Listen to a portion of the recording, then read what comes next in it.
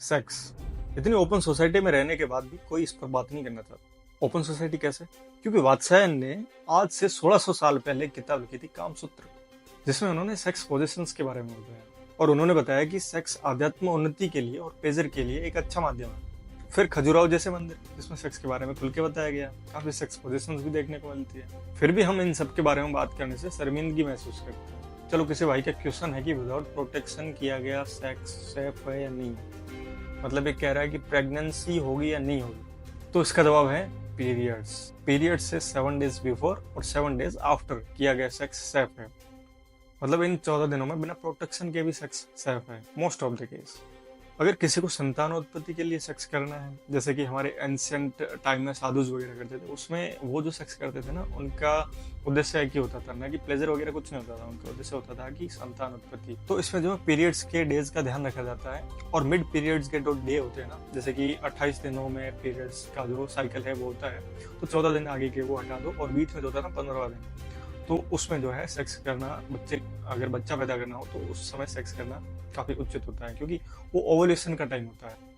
एक और भाई का सवाल है कि पहले के जमाने में कॉन्डोम्स नहीं होते थे, तो फिर लोग सेक्स कैसे करते थे? वैसे तो मेरा क्राइटेरिया बॉडी अवेयरनेस, लाइफस्टाइल और योग है, बट अभी मैं आपको थोड़ा हिस्ट्री में लेके चलता हूँ। पहली बात तो यह कि किसने कहा आपको कि पहले के जमाने में कॉन्डोम्स नहीं होते थे? ग्रीस, जापान, चीन, मिस्र, रोम, इन सब में जो है कॉन्डोम्स के होने के प्रमाण मिलते हैं।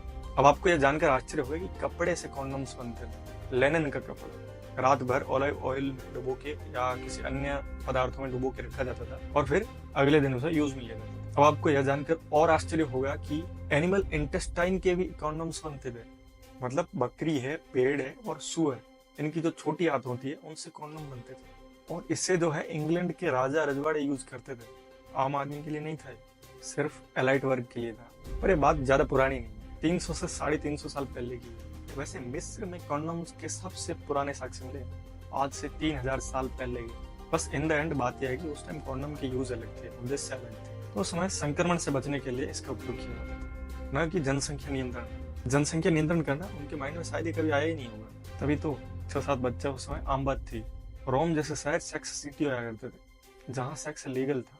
वहां महिला महिला के साथ कर सकती थी, महिला पुरुष के साथ कर सकती थी, पुरुष पुरुष के साथ भी कर सकता था। इतनी ओपन सोसाइटी थी उस टाइम में। जो चीजें आज देखने को मिलती है, वो चीजें रोम में उस समय थी। फिर वो पहुंची यूरोप में, और फिर यूरोप से वैश्वीकरण हो गया और सब जगह फैल गई। अब तो बॉयज हॉस्टल में भी कॉन्डोम्स देखने को मिलते हैं।